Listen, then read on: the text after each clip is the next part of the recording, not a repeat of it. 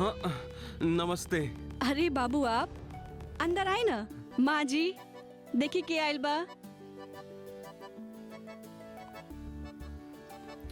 भाभी जी, जौन दिन से आपके हाथ के चाय पीले बानी ना, उ दिन से सब चाय फीका लगे लग गइल बा। हम तो बस बहाना ढूंढे नहीं आपसे मिले के, हमार मतलब चाय पिए के। अरे ते में बहाना ढूंढने का क्या जरूरत। आपके घर आप कभी भी आई, आप बैठे हम आप खातिर चाय बना के ले आओ तनी। जी।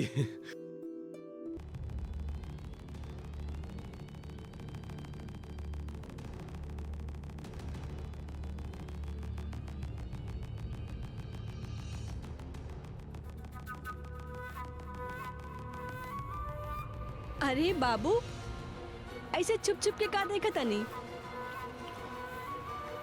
अरे कुछ ना भाभी, बस देखत रही ऐसा का खास मिलावे नहीं चाय में कि आपन तरह एकदम मस्त कर देवे नहीं।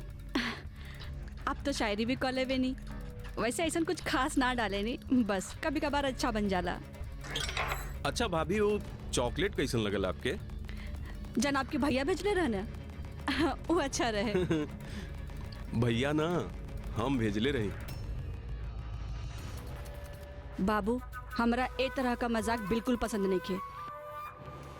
बाबू भाभी ई का करतनी? भाभी हमरा ना, दूर हटा, हम कहते नहीं दूर हटा, ना तो हम चिल्ला दे। का चिल्लाई? दूर हटा। सुना रितु, आई लव यू। हम तोरा पहला बार देख ले रही ना, हम अपन होश खो देले रही। भाभी अब हमसे कभी दूर मत जाइब आप कभी भी। हम तोरा साथे जबरदस्ती नहीं की करत, हम सिर्फ अपन प्यार के इजहार करत तानी। छोड़ा हमके।